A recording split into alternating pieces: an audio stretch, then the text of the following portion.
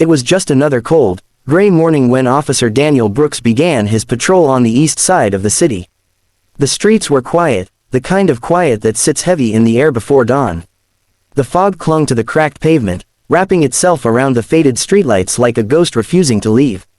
For most people, it was an ordinary morning, but for Daniel, it would become the day that changed everything. He'd been a police officer for 12 years, long enough to know that the city never really sleeps. Even when it looks calm, pain hides behind the silence. People drift in and out of the margins, and sometimes, if you're lucky, or unlucky enough, you stumble upon something that makes you question everything you thought you knew about humanity. As he turned down Oak Ridge Avenue, an area half forgotten by the world, Daniel noticed the remains of what used to be a playground. Rusted swings creaked in the wind, and weeds pushed through the asphalt. He slowed his patrol car as a faint sound caught his attention, a soft whimper, almost like a child crying. At first, he thought it might be an animal. But then he heard it again, a fragile voice breaking through the cold air. He stopped the car and listened carefully. The sound came from the direction of an abandoned lot next to an old warehouse. It was fenced off, littered with trash, broken glass, and forgotten toys. He radioed in that he was stepping out to investigate, though something inside him told him this was more than routine. Walking slowly, Daniel pushed through the rusted gate and followed the faint cries. His flashlight cut through the mist, revealing piles of debris and a few torn blankets scattered across the ground. And then, in the corner near an overturned shopping cart, he saw movement. A little girl, maybe 7 or 8 years old, was curled up on a piece of cardboard. Her clothes were tattered, her face smeared with dirt, and her small hands clutched a broken doll. She looked up when the light hit her, eyes wide and filled with fear. Hey there," Daniel said softly, lowering his flashlight so it wouldn't blind her. "It's okay, I'm not going to hurt you." The girl didn't move, her lips trembled as if she wanted to say something but couldn't find the words. He could tell she hadn't eaten in days, her cheeks were sunken, her skin pale and thin. The sight of her made his chest tighten. "What's your name?" he asked gently. She hesitated, then whispered, "Lila." "Lila," he repeated, crouching down to her level. "I'm Officer Brooks. You're safe now, okay? I'm here to help you." Her eyes darted toward the shadows behind her, and she flinched when a piece of metal clanged in the wind. "Don't let him get me," she whispered. Daniel's pulse quickened. "Who, Lila, who are you talking about?" She shook her head, clutching the doll closer to her chest. "He said not to talk. He said he'd come back." At that moment, Daniel knew something was terribly wrong. He quickly took off his jacket and wrapped it around her small shoulders. She was freezing. "You're okay now," he said. "No one's going to hurt you."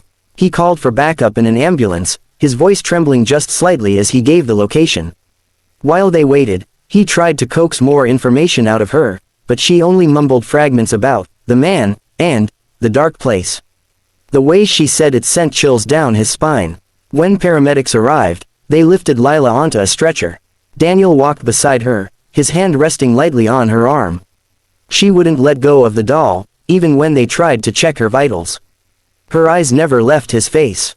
At the hospital, doctors confirmed what Daniel already suspected. She was severely malnourished, dehydrated, and covered in small bruises. Some were old, some new. It looked like she'd been out there for a long time. No identification, no family contact, nothing. Just a lost, starving child with a haunted look in her eyes. Daniel stayed long after his shift ended. He sat in the waiting area as the doctors treated her, his coffee turning cold in his hands. Every now and then, he'd look through the window of her hospital room and see her sleeping, her chest rising and falling softly beneath the blanket. He couldn't shake the image of her trembling in that empty lot. Something inside him, something deeper than duty, told him that she wasn't just another case file. There was a story here, buried under layers of fear and silence, and he couldn't walk away until he knew it. The next day, Daniel returned to the lot with his partner, Officer Miller. They searched every corner, hoping to find clues about who had left Lila there. Behind a pile of trash, they discovered a small backpack, dirty but intact. Inside were a few crumpled papers, a child's drawing, and a photograph. The photo showed Lila with a woman, probably her mother, standing in front of a modest house. They both looked happy, but on the back of the photo, in shaky handwriting, were the words, "If something happens to me, take care of her." Daniel felt the words pierce through him like a knife. What had happened to the woman in the photo? And who was the man Lila was so afraid of? They ran the image through the missing persons database and soon matched the woman's face to a report filed 3 weeks earlier. Emily Hartman, age 32, missing from the same area. She was a single mother, recently evicted, struggling to make ends meet. According to neighbors, she'd been seen with a man named Travis Cole, her boyfriend, with a history of domestic abuse and drug charges. Suddenly, the pieces began to fit together. Daniel felt his stomach turn as he realized the magnitude of it. Emily must have tried to protect her daughter, but something went terribly wrong. The police launched a full-scale search for Travis. Meanwhile, Lila remained in the hospital, slowly recovering. She still spoke very little, but when Daniel visited, her eyes would light up just a bit. She began to trust him. Sometimes she'd even smile when he brought her small stuffed animals or read her stories from the children's section of the hospital library. Weeks passed before they finally got a lead. A local junk dealer reported seeing a man matching Travis's description hiding near the outskirts of town. When the SWAT team moved in, they found him living in a makeshift shack. Inside, they discovered the remnants of Emily's belongings, her purse, her necklace, and tragically, a shallow grave not far from the site. Daniel was there when they confirmed the remains were Emily's. He stood silent, his hands trembling as he looked down at the evidence bag containing the necklace from the photo. The weight of the discovery hit him hard. When he returned to the hospital that evening, he didn't know what to say to Lila. How do you tell a child that the only person she had left in the world was gone? He sat beside her bed for a long time before finally whispering, "Lila, we found your mom." Her small fingers tightened around the doll. She looked up at him, tears filling her eyes. "Is she coming back?" she asked. Daniel's throat closed. She's with the angels now," he said softly. "But she loved you so much, Lila. She wanted you to be safe." For a long moment, neither of them spoke. Then she reached out and took his hand, her tiny fingers wrapping around his. "You found me," she said. "You came." Those simple words broke something inside him. He turned away, but the tears came anyway. Years of seeing pain, crime, and loss on the streets had hardened him, but this little girl, with her fragile voice and broken innocence, shattered every wall he'd built. From that day forward, Daniel made it his mission to ensure Lila never felt alone again. He visited her daily, brought her warm meals, told her stories about his dog, and even arranged for her to attend therapy with the department's child counselor. Slowly, she began to heal. She laughed sometimes now, a sound Daniel hadn't realized he'd missed so much.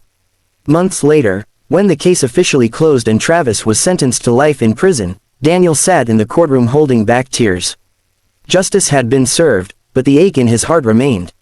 Lila had no known relatives, and for a time, it seemed she might be placed in the foster system. But Daniel couldn't let that happen. He filed for temporary guardianship and eventually full adoption. It wasn't easy, there were interviews, background checks, long nights of doubt, but when the final approval came, it felt like the first sunrise after a lifetime of darkness. The day she moved into his home, Lila ran to the small bedroom he had decorated just for her. The walls were painted sky blue, the shelves filled with books and toys, and in the corner sat a brand new doll, almost identical to the broken one she'd carried that day. "Is this all for me?" she asked, her voice filled with awe. "All for you," Daniel said, smiling. "You deserve it." She looked around, then turned and hugged him tightly. "I love you, Dad," she whispered. It was the first time she'd ever called him that. Years later, Daniel would often tell people that meeting Lila saved him, not the other way around. She brought light back into his life, a reminder that even in the darkest corners, hope still breathes. Every scar she carried, every tear she'd shed, had built a strength that inspired him daily. And sometimes, when he drove past that abandoned lot, the place where despair had once lived, he'd stop for a moment. The city was still rough, still broken in many ways, but he no longer saw only darkness. He saw a place where fate had intervened, where one small act of compassion changed 2 lives forever. Because on that cold morning, when Officer Daniel Brooks found a starving girl in an abandoned lot, he didn't just rescue her, he found a reason to believe again.